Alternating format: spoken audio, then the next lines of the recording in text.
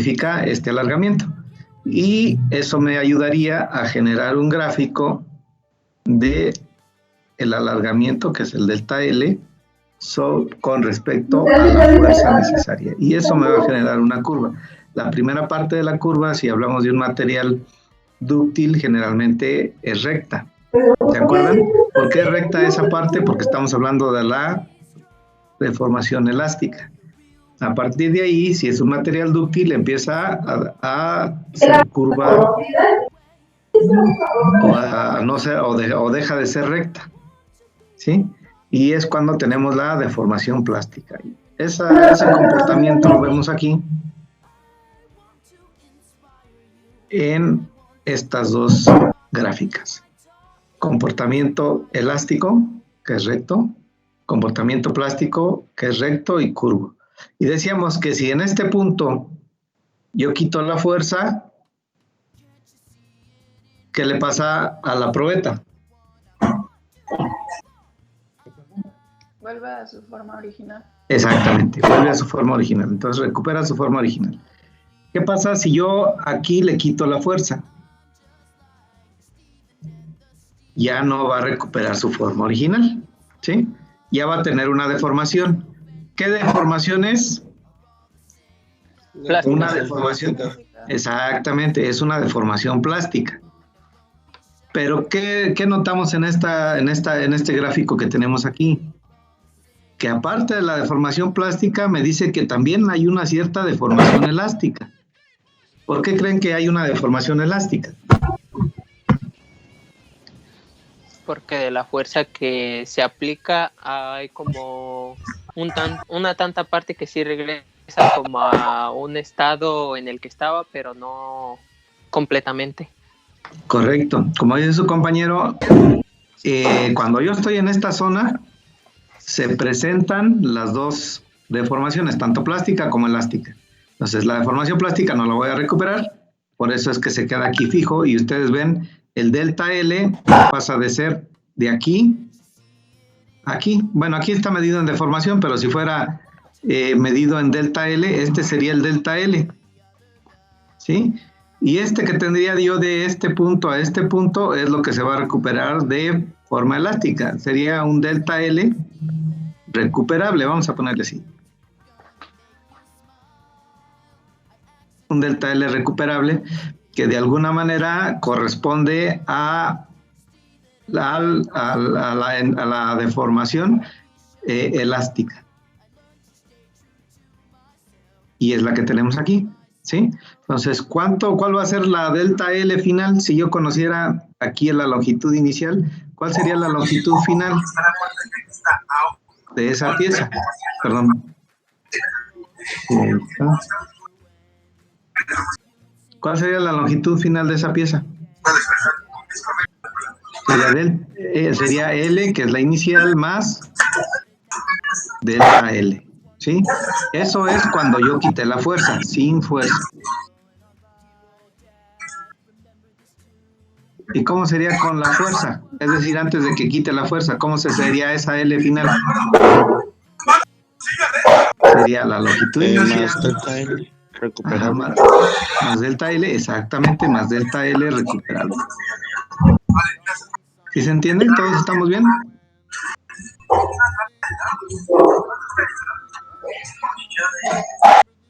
¿Dudas? ¿No? ¿Podría repetir eso último de lo de... eso último que dijo de la LF? Claro que sí. Sí, o sea, les decía, esta parte es la delta L no recuperable o la delta L plástica, vamos a ponerle así, ¿no? ¿Sí?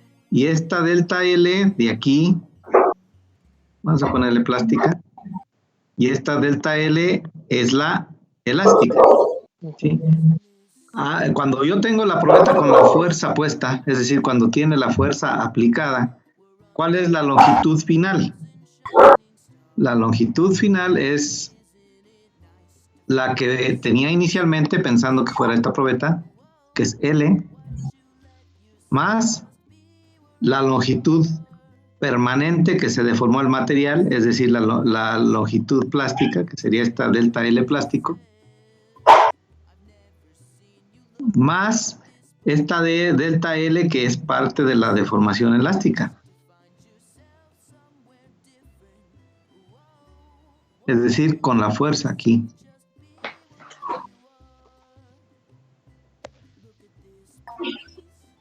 Ahora, sin la fuerza, es decir, yo quito la fuerza aquí.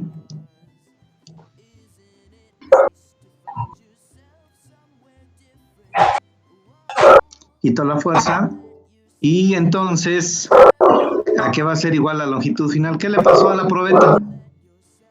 Recuperó una cierta longitud. Esa cierta longitud es la longitud elástica.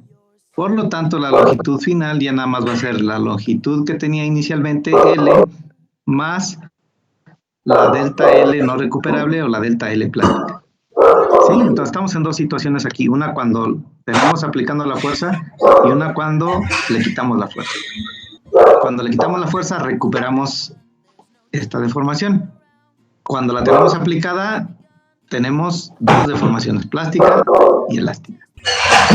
Entonces, cuando quitamos la fuerza, nada más nos queda la pura deformación permanente, que es la plástica. ¿Sí?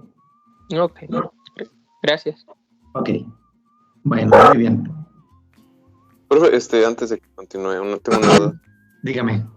Suponiendo que no hacemos un experimento y todo lo hacemos de manera teórica, ¿cómo calculamos todo? O sea, ¿cómo calculamos la deformación plástica y la elástica?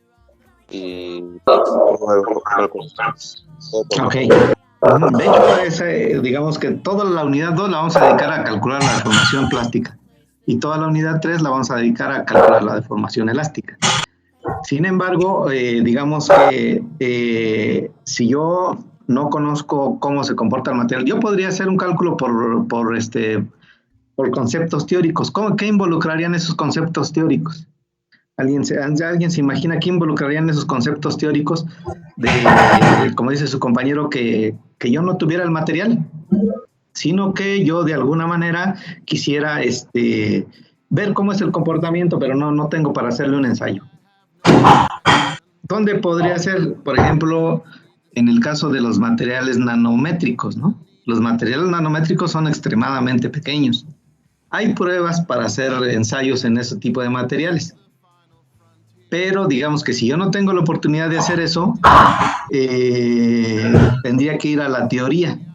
Como dice su compañero, de un modelo teórico yo trataría de ver cómo podría calcular la resistencia de un material. ¿Qué se imaginan que debe de contener las ecuaciones que podríamos usar para calcular precisamente esa resistencia?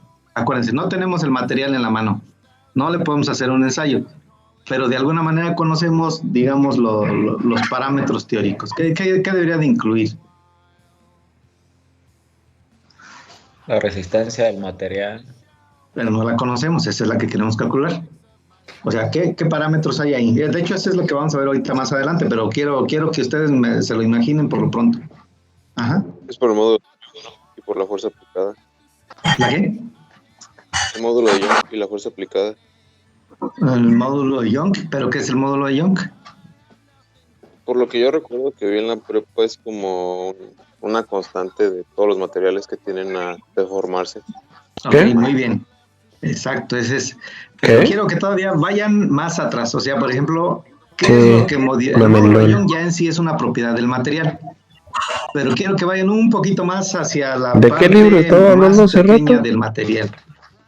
O sea, quiero decir, ¿qué cosa debo de conocer para conocer el módulo de Young? No sé si se refiere a esa estructura cristalina. Ok. Vamos a ir todavía más básico de la estructura cristalina, porque la estructura cristalina involucra el ordenamiento de los átomos. Pero vamos todavía más básico, es decir, más hacia niveles de tamaños más pequeños que una celda de una estructura cristalina. ¿Qué cosa es? ¿Qué elementos lo componen? Ok. Sí. ¿Qué elementos lo componen? ¿Sí? Ahora ya nos fuimos muy básicos, un poquito más arriba de los elementos. ¿Qué cosa hay? El Los factor compuestos. de estructura. ¿El qué? El factor de empaquetamiento atómico. Bueno, eso está relacionado con la estructura. La deformación.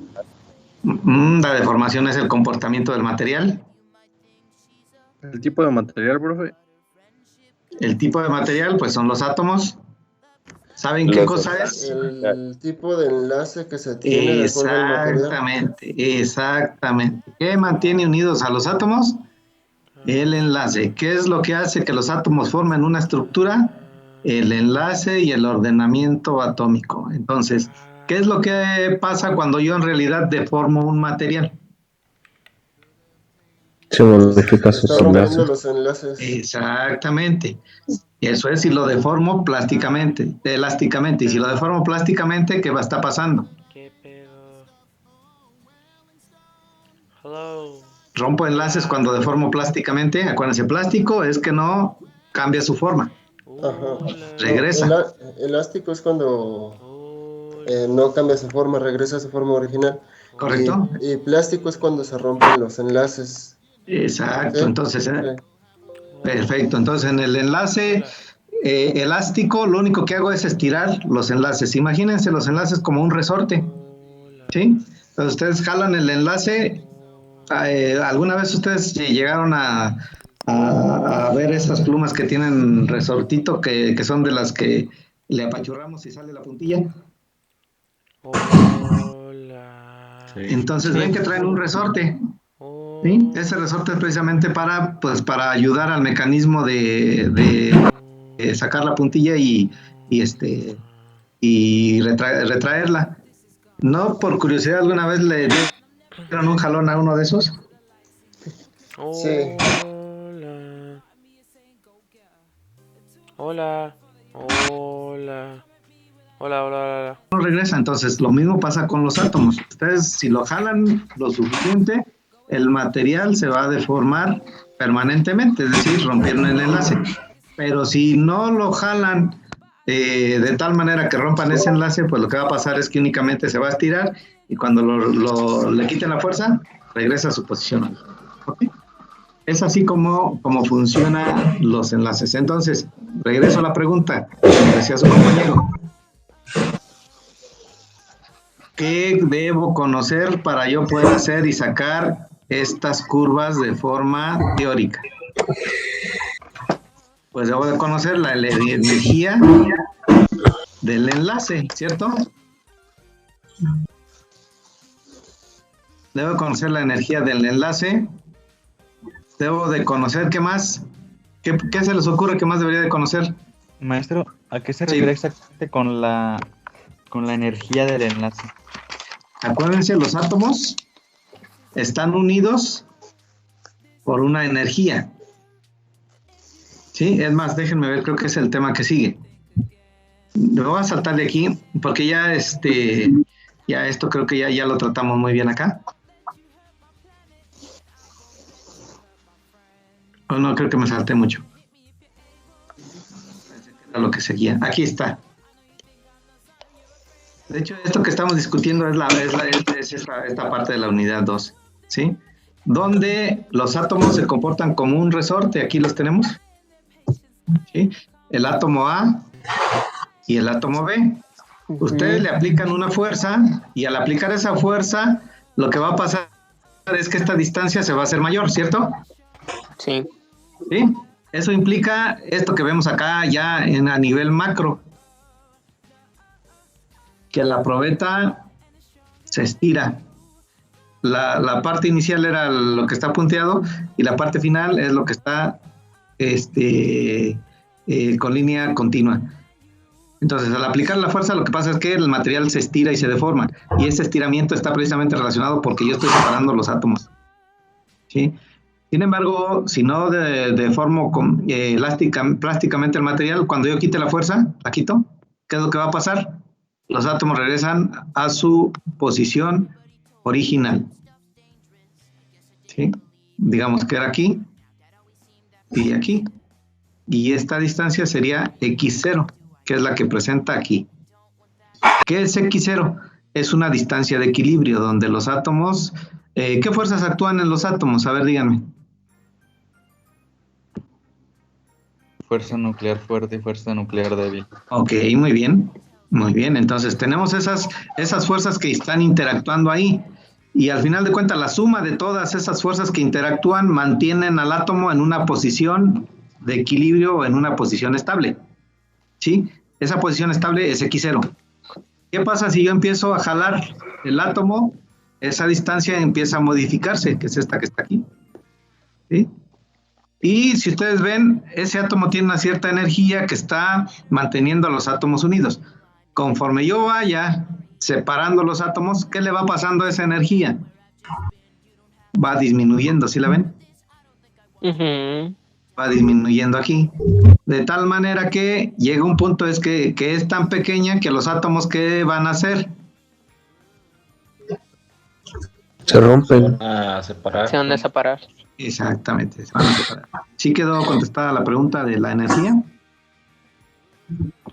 Sí, maestro, gracias. Sí. Bien, entonces déjenme regresar porque no nos adelantamos mucho. Maestro, Bueno, entonces, sí, dígame. esas diapositivas van a estar aquí guardadas, ¿verdad? Sí, ustedes ya las tienen ahí en el canal de la unidad 1.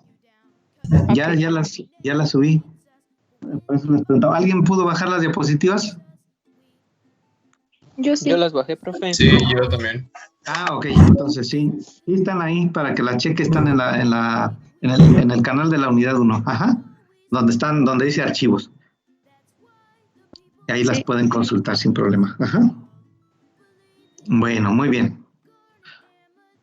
Y ya para continuar, ¿qué pasaría si yo le sigo aplicando fuerza al material más allá de su región plástica?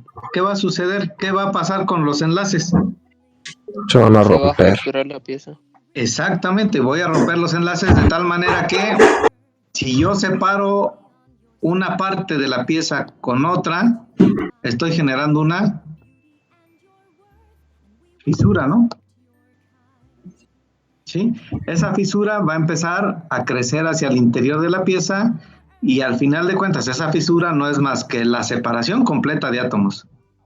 Si no nada más rompo el enlace, porque generalmente cuando ocurre la deformación plástica, rompo el enlace en un átomo, pero aquí está otro. ¿Qué pasa cuando este se mueve hacia acá? Este se acomoda en esta zona y otra vez se mantiene el enlace. Rompí este. Aquí ya no va a tener átomo. ¿Sí? Pero el enlace se unió nuevamente aquí. Pero ¿qué pasa si yo este átomo, en lugar de moverlo hacia acá, lo separo, lo pongo acá, y aparte lo hago que se mueva para acá? Ya no se va a poder generar el enlace aquí, ¿sí? Sino que ya se generó una grieta completa. Y así quedó. De tal manera que si yo sigo aplicando fuerza, en este caso, por ejemplo, pensando que fuera una fuerza de separación de tracción, pues esto va a ir generando que los átomos se vayan separando. ¿Sí? Y eso me lleva a una... ¿Sabías que puedes juntar dos piezas de metal solamente frotándolas? Pues finalmente el material va a romperse y ya no hay una máquina que hace eso, ya no va a presentar ninguna fuerza, es decir, pero le aplica un chingo de fuerza. ¿Sí? En la fractura cae una resistencia.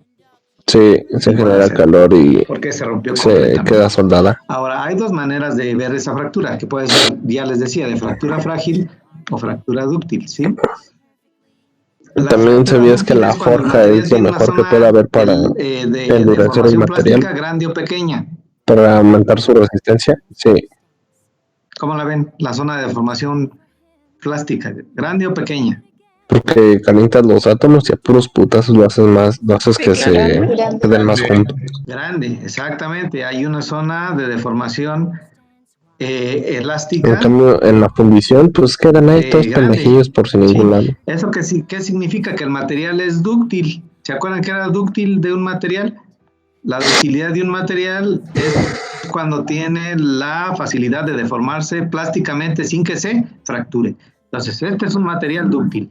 ¿Cómo vería yo la fractura dúctil? Esta es mi probeta original, esta que está aquí.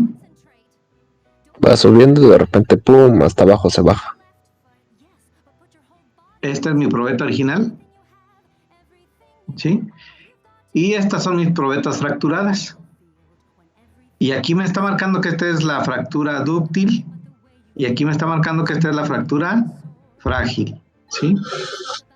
¿Qué veo en las probetas? Si a mí no me enseñaran la curva, si no me la mostraran y me dijeran... El adelgazamiento del material. Exactamente. Entonces, si nada más me mostraran las fracturas y me dijeran, a ver, dime cuál se comportó dúctil y cuál frágil, pues sería fácil para nosotros. Simplemente el ver que el material se deforma mucho antes de que ocurra la fractura, es decir, la Eso zona es de la pregunta de fractura examen, o el ¿no? área de la fractura es más pequeña que el resto de la probeta, entonces yo diría que tendría un material dúctil. Aunque no nos pregunte una mamada como, si la ¿cómo me el área llamo? de la fractura es muy similar al área del material original, entonces yo diría que tendría una fractura. Sí.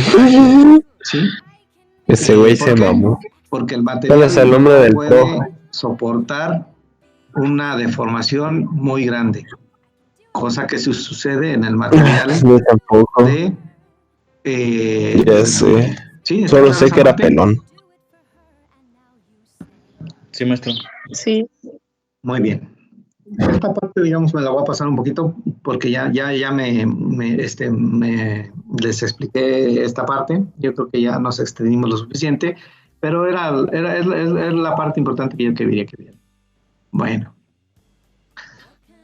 Muy bien, entonces ustedes ya, con esto que hemos visto, pues de alguna manera tienen la posibilidad de decir un material es más dúctil que otro.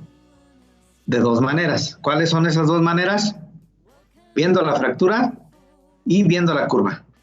Si yo les preguntara eso, ustedes me podrían responder eso. Sí. Sí, que yo les dijera, a ver, de estas dos curvas que tengo aquí, ¿cuál es dúctil y cuál es frágil? Sí, a huevo. Pues esta es dúctil y esta es frágil. Muy bien.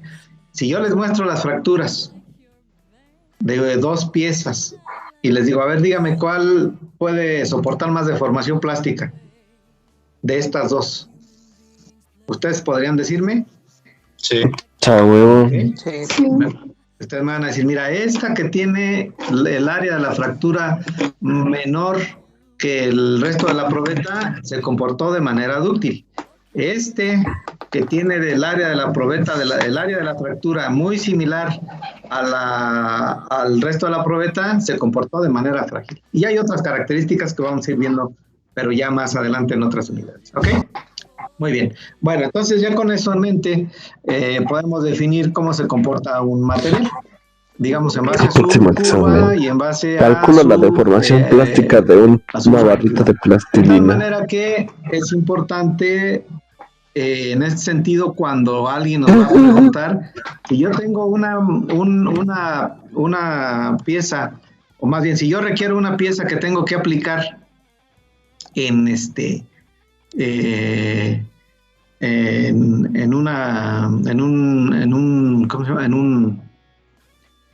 un producto, ¿sí?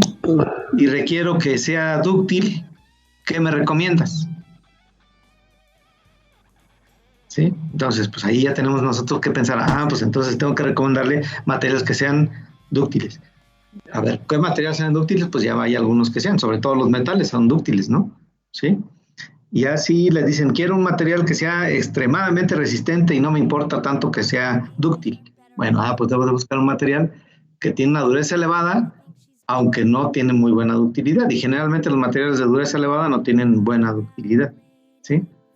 Y eso, esas preguntas, pues se las vamos a responder al que está buscando precisamente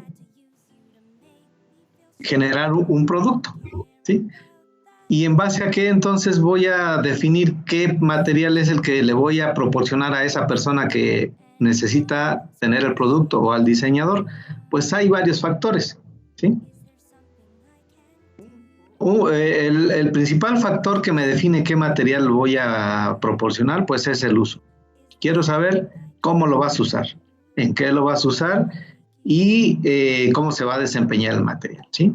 Eso me va a definir cómo lo voy a poner. Por ejemplo, si me dice, pues necesito un parabrisas, pues no le voy a dar una placa de aluminio, ¿no?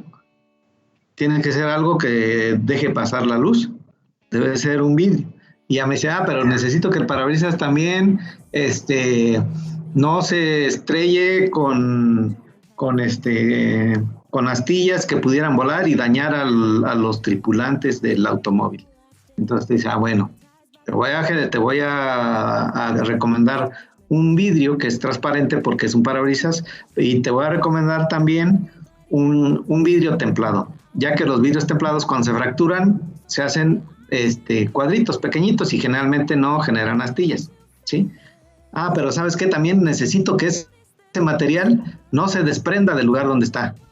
Bueno, entonces aparte te voy a recomendar del vidrio templado, del cristal que es para que sea transparente, pues que lleve una mica interna con un cierto adhesivo, de tal manera que aunque se rompa en pedacitos, pues no se caiga y no dañe a las personas. ¿Sí me explico? Ese es el uso y es de lo que nos va a ir dando pauta de cómo vamos a seleccionar un material. ¿De acuerdo? ¿Están de acuerdo conmigo? ¿Alguien tiene alguna sugerencia? No, maestro. ¿Sí? ¿Todo bien? Perfecto. Muy bien. ¿Qué otro factor se habrá para seleccionar? Pero si hay vidrios templados que sí te aguantan mucho. El material, pues es qué tan fácil es hacerlo. Pues tan solo las ventanas antibalas, güey. Si es complicado, si no, pues sí yo te recomiendo un material, pero para hacerlo, pues te tienes que ir al espacio porque hay materiales que no haya de cerámicas que son muy duras. Esto, lo otro, va a decir, bueno, pues sí, pero pues finalmente eso no me va a ayudar mucho, ¿no? El procesamiento es complejo. Entonces, debo de buscar que también el procesamiento esté adecuado a lo que me están pidiendo. 2, que yo pueda fabricarlo con las dimensiones exactas, es decir, que yo pueda fabricarlo y que se ajuste con otros componentes que vayan a ir dentro del producto. 3, las propiedades físicas, es decir, debe de cumplir, por ejemplo, hablamos del parabrisas, pues que sea completamente transparente, que no sea pesado, que no sea tóxico, ¿qué otra cosa puede ser? Pues que no genere, digamos, subproductos dañinos, etcétera. Entonces eso también lo debo de considerar. Y otra cosa, pues lo que estamos estudiando y lo que vamos a estudiar en este curso, que son las propiedades mecánicas, ¿sí? Y otra cosa, que no haya reacción o que sea compatible con el resto de los componentes, es decir, no puedo poner en contacto dos materiales que pueden reaccionar y finalmente corroerse, o dos materiales que pueden reaccionar y fundirse, o dos materiales que pueden reaccionar y darme un problema o generar un producto tóxico. Entonces yo debo de ver que el material que yo estoy proponiendo sea compatible con los demás componentes. La otra, y es que es muy importante en la actualidad, pues es el impacto ecológico. Es decir, pues sí puede ser que cumpla con todo lo demás, pero la cantidad de subproductos o la cantidad de contaminantes que se genera durante su procesamiento es muy elevado. Lo siento mucho, pero no voy a poder fabricarlo. ¿Sí? No te voy a poder. Si entonces, puedes. Eso también debo de verlo. ¿Y qué No creen que debes, sea lo pero si último? puedes. Que es muy, muy importante. ¿El costo? ¿El costo? Exactamente. El costo. Si es extremadamente bueno en todo, pero carísimo, ¿quién me lo va a comprar? No me lo van a comprar. Entonces, también debe ser con un costo competitivo. Incluso algunas de estas cosas que yo tengo definidas acá, pues tengo que sacrificar, ¿me explico? Tengo que sacrificar algunas de estas cosas que están acá por el costo. Habrá gente que pueda pagar, o sea, que pueda pagar el costo total, pero si es excesivo no lo hay. Es lo que les hacía el ejemplo de los automóviles, ¿no?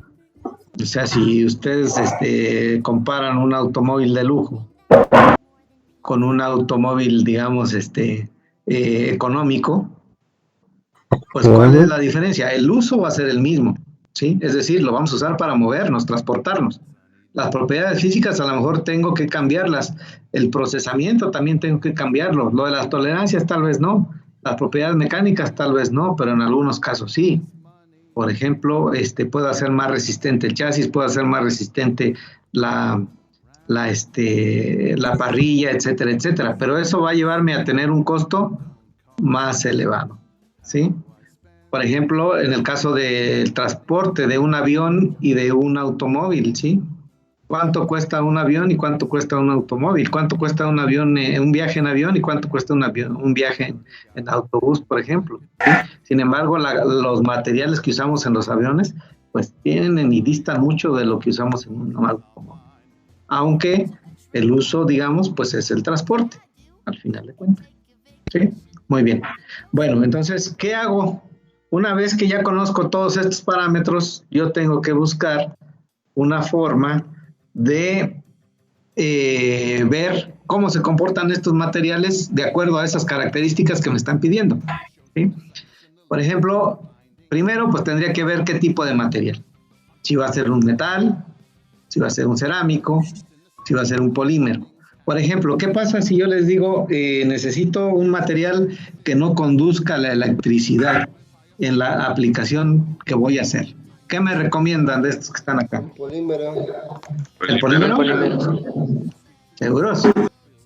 O un semiconductor en su estado que no conduce electricidad. De hecho, estoy de acuerdo con ustedes. Los polímeros son algunos de los que se usan como aislantes, ¿sí? Y otro también son los cerámicos. Los cerámicos tampoco conducen la electricidad. Entonces eso ya me limitó, ¿están de acuerdo conmigo? Eso ya me limitó a dos materiales, cerámicos y polímeros. Ahora me dicen, ¿sabes qué? Quiero un material que sea muy resistente a la fricción. ¿Qué me recomiendan? Cerámicos. Exactamente. Entonces ya vamos a la parte de cerámico. Ya ustedes ven, eso me va moviendo hacia un punto. La aplicación me va moviendo hacia un punto y el requerimiento, ¿sí? Y luego ya llego al cerámico y luego me dicen, ¿sabes qué? Lo que necesito es que el material no sea muy denso. Entonces, ¿qué tendrían que hacer allí? Pues ustedes lo que tendrían que buscar es precisamente dónde están esos cerámicos que tienen la menor densidad. Y aquí, por ejemplo, si alcanzan a ver el gráfico que tengo aquí en la pantalla. A ver. Sí. ¿Qué es lo que tengo graficado? La densidad contra la resistencia del material. La resistencia evaluada en términos del módulo de Young, ¿sí? Ya nosotros definimos que va a ser un cerámico. Entonces, me dicen que debe ser uno que tenga baja densidad. ¿Qué es lo que tengo que hacer? Me voy a la zona donde tengo los cerámicos y lo que veo es que aquí hay algunos cerámicos que me podrían servir, que son precisamente los de menor densidad.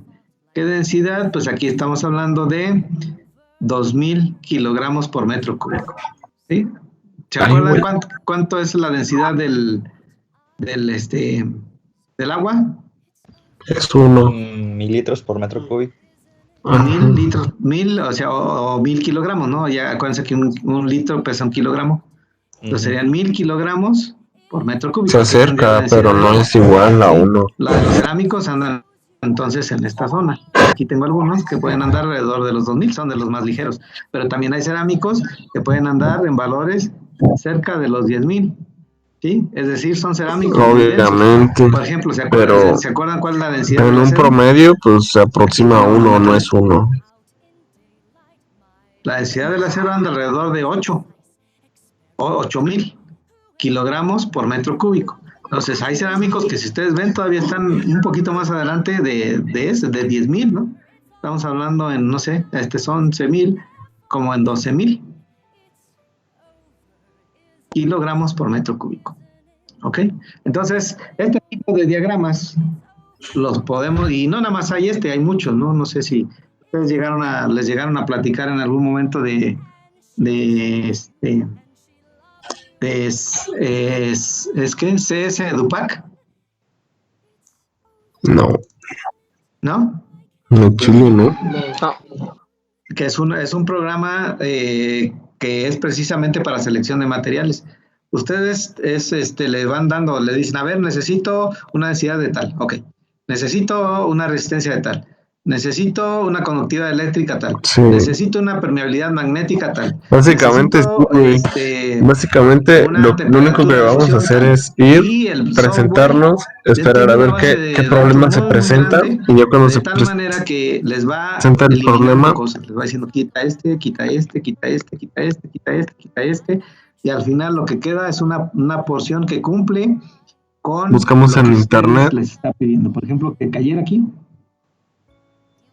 Entonces le dice, este material es digamos, una aleación de aluminio. Le decimos aluminio cobre, por decir algo, ¿sí? Este es lo que cumple con los que ustedes que nos dio somos también involucra, porque por ejemplo a ellos se maneja mucho el Excel. También la huella de carbono. ¿Saben lo que es la huella de carbono? Que hagas tus trabajitos en Excel, güey, que les presentes gráficas y que los estés presentando una vez por semana. Es decir, de cómo van la producción y ese pedo. El impacto. Exacto, el impacto ecológico. Pero como no nada más eres tú y eres varios, tienen que hacerlo entre varios, pero tienes que hacer tu parte. Todo lo que nos están pidiendo aquí, costo, impacto ecológico, uso, propiedades físicas, todo eso lo ponemos allá y el software nos va a decir estos materiales son los que cumplen. ¿Ok? Obviamente es un software muy caro. ¿Sí? No es un software que esté disponible. Creo que el artículo que les voy a dejar de lectura en la unidad 2 habla de ese. Ya, si por ejemplo tienes una mala eficiencia del material, propones algo y ya. Muy bien. CS Edupac. Se supone que esa es la esperanza de lo que vamos a encontrar. Que nos encontremos una mierda totalmente diferente, no se aleja mucho de la realidad. Como que te pongan a cargar costales, soldar.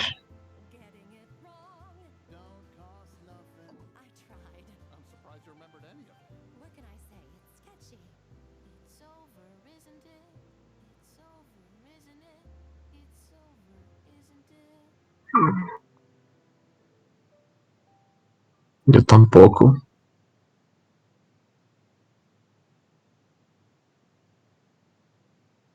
Oh. Esta es la compañía, se llama Granta. ¿Sí? No, dijo que no nos iba a dar una hora. Por ejemplo, este es el artículo que les voy a dejar para la unidad 2 para que lo lean, que es el diseño de tanques, que nada más una hora, pero nos dio a escoger de 8 a 9 o de 9 a 10.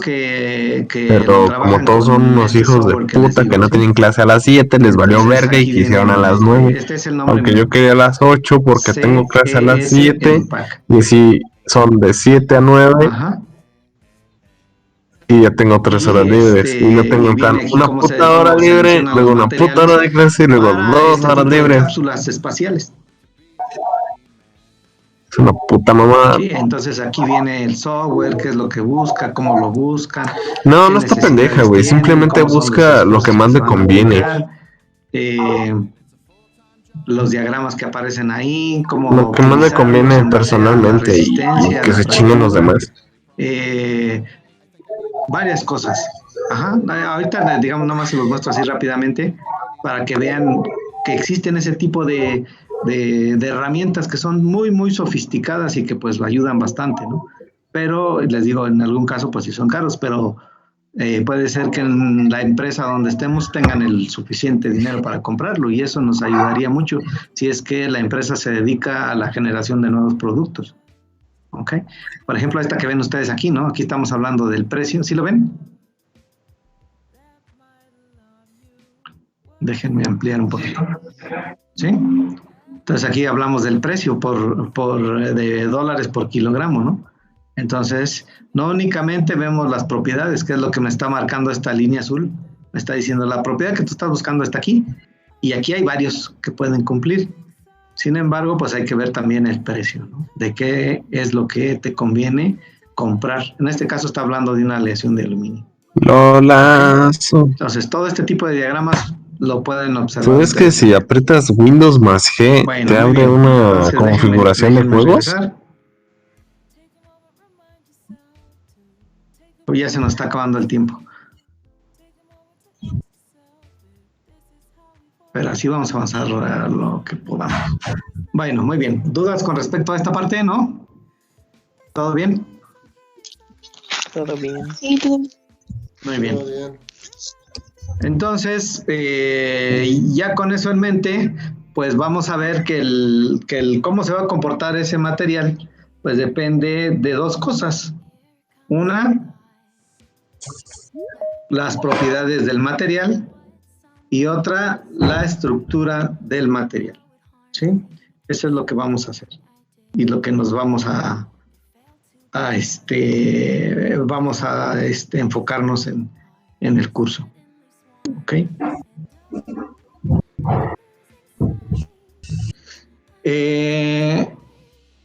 Esas propiedades a su vez pues dependen de la estructura del material y del procesamiento, y la estructura es lo que me decían hace un rato ustedes, que es cómo están los átomos. No se identifican las integrales. De tal manera que la estructura del material pues está compuesta de varios factores. El primero ya me lo dijeron ustedes, el tipo de enlace.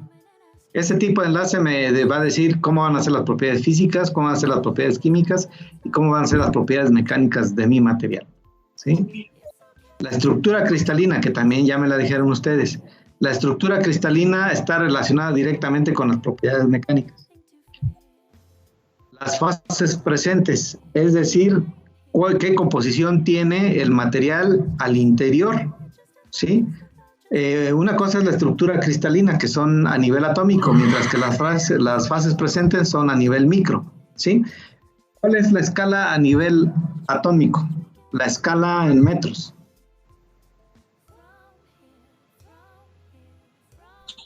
A ver. Nano. Exactamente, nanométricos. ¿Cuál es la escala en metros en prefijos?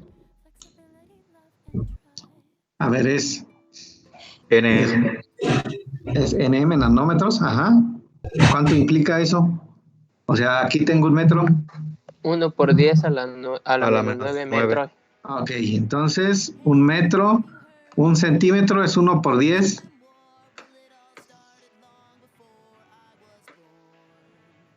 No es cierto, es un metro, 1 por 10 a la menos 3, que es... Un milicentímetro. Un milímetro. Milímetro, ¿no? Un milímetro, sí. Exacto. 1 por 10 a la menos 6. Un micrómetro. Exactamente. Un micrómetro. Y 1 por 10 a la menos 9. Un nanómetro. Nanómetro. 1 por 10 a la menos 12. Un picómetro. Ok. ¿Sí? Entonces, la escala de la estructura y de los átomos, estamos en el nivel de los nanómetros. Y la escala de las fases, estamos en el nivel de los micrómetros, es decir, micro, y es nano. De tal manera que las fases presentes no involucran átomos, sino involucran una gran cantidad de átomos, ¿sí? Entonces, las fases que están en un material, más bien un material no siempre está compuesto en la misma composición química, sino dentro del mismo material puede haber composiciones químicas distintas de pequeñas secciones del material. Hagan de cuenta que ustedes ven el material así, y el material está compuesto de muchos granos. Este grano puede ser una fase, este otro puede ser otra, los claros, ¿sí?